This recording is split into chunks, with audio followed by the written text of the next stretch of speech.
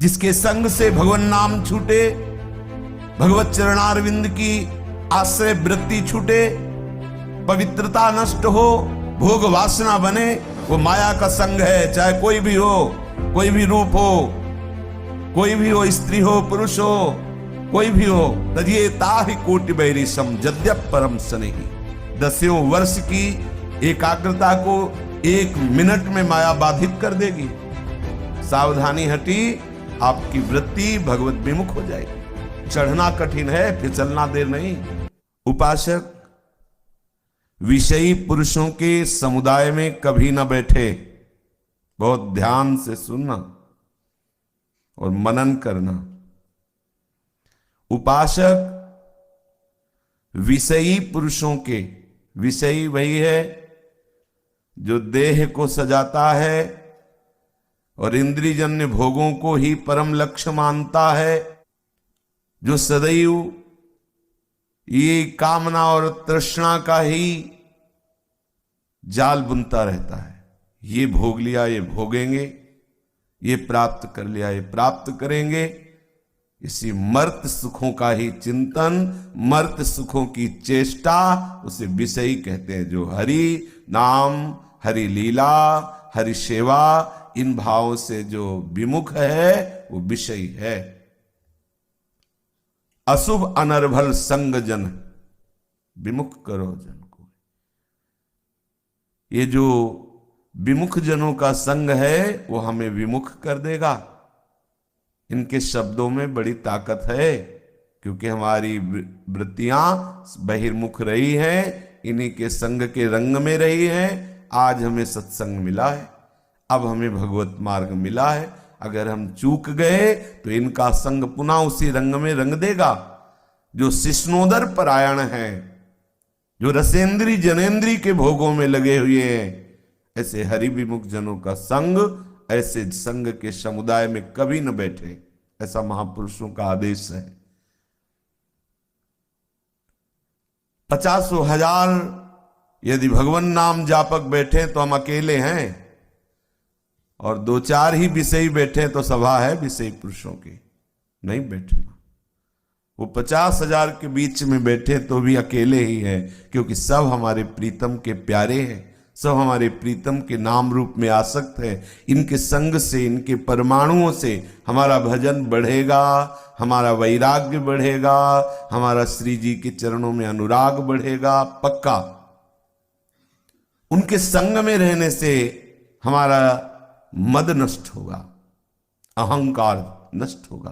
तिनकी संगति रहत जाति कुल मद सब नंसे।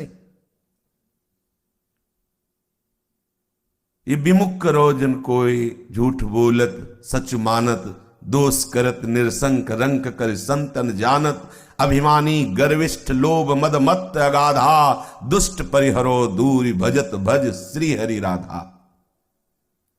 ये जो हरि विमुख जन है, जो झूठ बोलते हैं, वे विचार करते हैं, संतों को भिखारी समझते हैं, दुष्ट स्वभाव में रति है, ऐसे लोगों का संग श्री हरि राधा के भजन में बहुत बाधक है।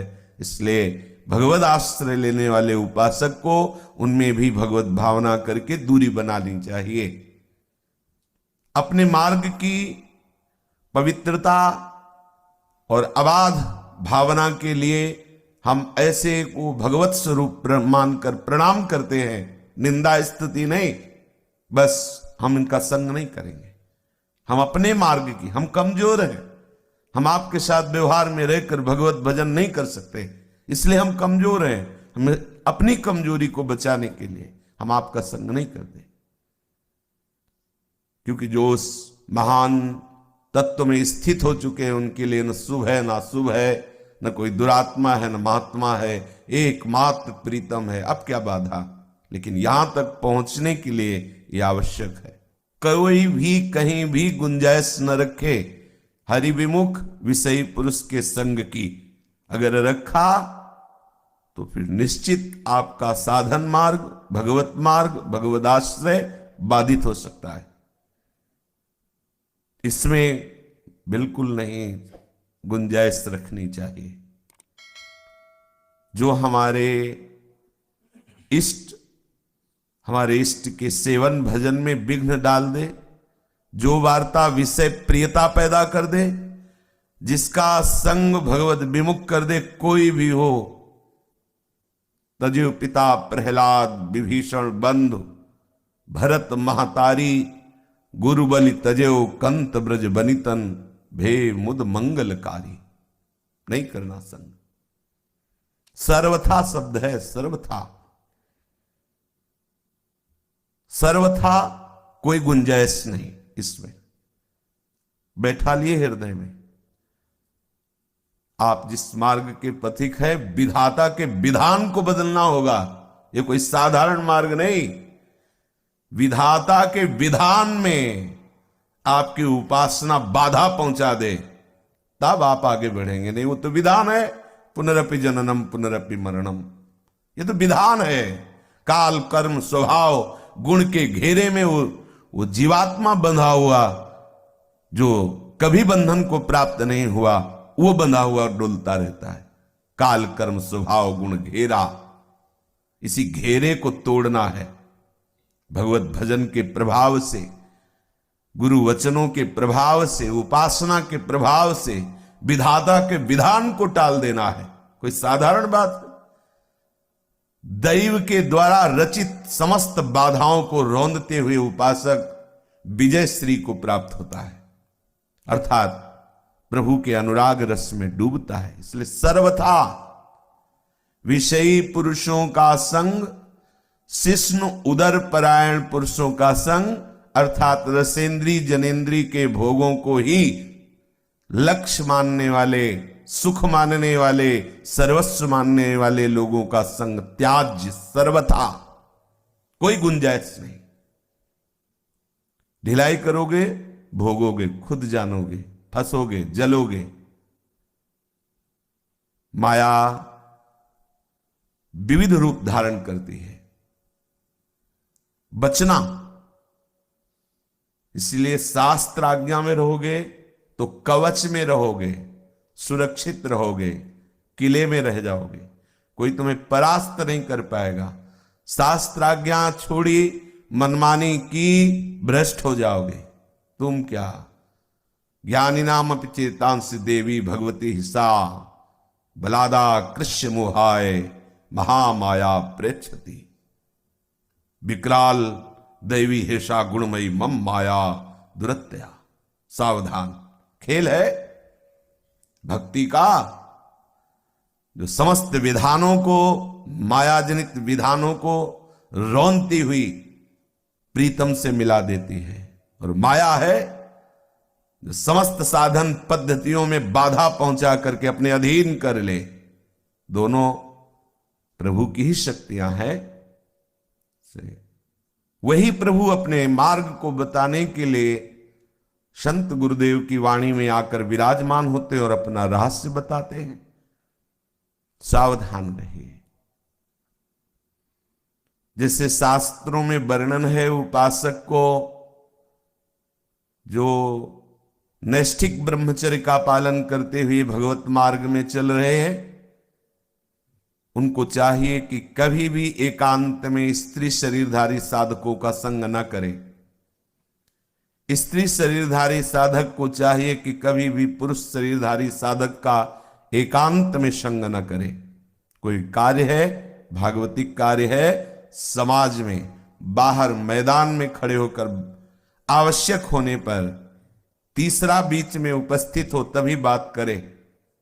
नहीं, इंद्रियां बड़ी बलवान है, चाहे वो बहन ही क्यों न हो, चाहे वो गुरु बहन क्यों न हो, यहां तक कि वो मां ही क्यों न हो, अधिक समय तक उपासक को एकांत सेवन नहीं करना चाहिए। ऐसा शास्त्र आदेश करता है। भगवान व्यास देव जी श्रीमद् भागवत में आदेश करते हैं। और भी ग्रंथों में बहुत वर्णन है इस विषय का।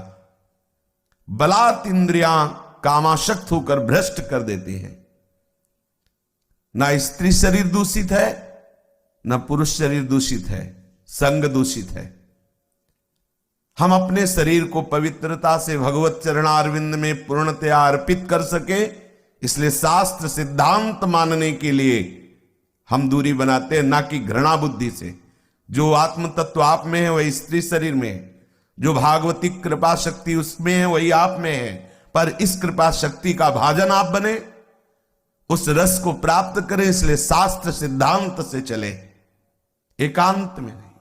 बलात् मन आपको विवश कर देगा, समस्त धर्म मर्यादाओं से आपको चित कर देगा। बड़े बड़े अनुभवी संतों ने यह अनुभव किया है कि इंद्रियां बहुत बलवान है, मन बहुत बलवान है। बाद में पश्चाताप करने से क्या होगा? पहले ही शास्त्र और गुरुजनों के वचन को मानकर हम सावधान रहें, कोई गुंजाइश नहीं। अनंत जन्मों में भटकते हुए आज हमें साधन पद्धति मिली, उपासना पद्धति मिली।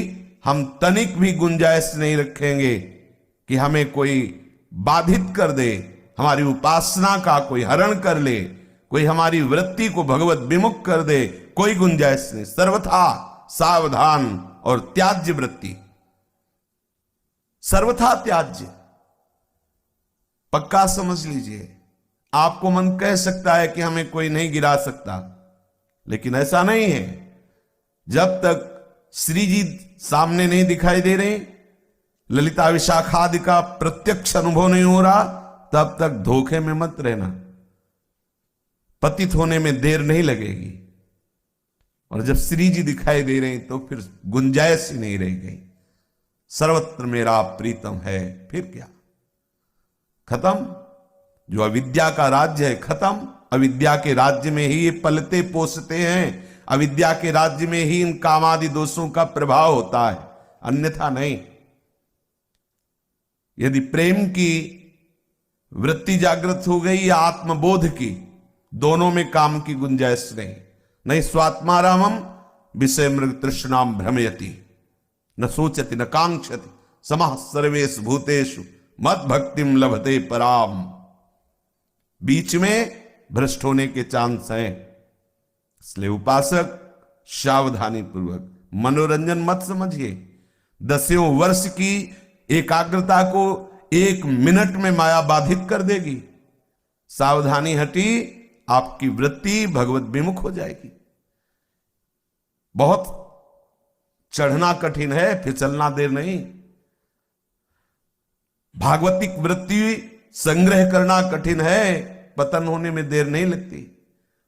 पवित्रता संजोना बहुत कठिन है, अपवित्र होने में देर नहीं लगती। सावधान। खेल है, खेल। दोनों हरि की शक्तियां हैं, भक्ति भी और माया भी। दोनों के खिलाड़ी आएंगे अपने अपने पक्ष में घसीटने के लिए। आपको अपना पक्ष भक्ति का जोर रखना है, उनके आकर्षण में नहीं फंसना। खुद बचिए और दूसरे साधक को भी बचाइए। जो उपासक इस वृत्ति को नहीं धारण करता हो, पतित हो जाता है। कोई ना कोई आएगा, भेजेगी माया, आपको सानिध्य मिलेगा, जीवन में मिलेगा, पक्का मिलेगा, मिलता है। जहां से तुम भ्रष्ट होगे वो सानिध्य मिलेगा, वो अवसर मिलेगा। लेकिन आपको सावधान रहना और उसको भी बचाना है। खुद बचिए और उसको भी बचाइए। महापुरुषों ने ऐसा ही किया है। चलो, हम महापुरुष तो नहीं, लेकिन महापुरुषों के आश्रित तो है ना। उनके वचनों में इतना प्रभाव है कि वो जहां है वहीं स्थापित कर देंगे आपको, पक्का मान लेना।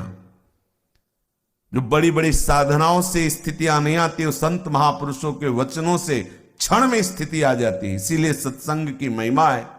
इसलिए भगवत प्रेमी महात्माओं के दर्शन और संभाषण को अमोघश्च कहा गया है। निश्चित तो अविद्या का नाश करके भगवत तत्व में स्थित कर देते हैं। हमें मानना होगा, स्वीकृति। वास्तव में जो भगवद आश्रित है, परम सुख परम कल्याण चाहता है, वो कभी भी विषयी पुरुषों का संग न करे। नहीं तो विषयों के संग से उसके हृदय में विषय में सत्यता, प्रियता, भोग कामना, रति ये जागृत हो जाएगी। ऐसा लगता है कि अगर हम भोग ले तो फिर शांति से भजन करेंगे, ऐसी वृत्ति आने लगती है। और अगर आपने संयोग नहीं किया, समय नहीं दिया, तो ये निज अनुभव की बात कहता हूं। कुछ समय बाद ये वृत्तियां प्रभावहीन होने लगती हैं, कामादि की। हृदय में एक अद्भुत आनंद की धारा आने लगती है, इनका स्फुरण होता है, महत्व नहीं रहता। कुछ दिनों बाद स्फुरण भी शांत होने लगता है, फिर इसके बाद इनकी कोई प्रवेश होने की गुंजाइश ही नहीं रहती, इनकी सत्ता ही नहीं रहती। और अगर आप इनको दुलार करने लगे, वृत्तियों को आदर देने लगे, उनकी प्रेरणा के अनुसार चेष्टा करने लगे, तो नष्ट हो जाओगे। ये वृत्तियां छा जाएंगी तुम्हारे हृदय में, फिर आप अनुभव करेंगे मेरे बस की बात नहीं।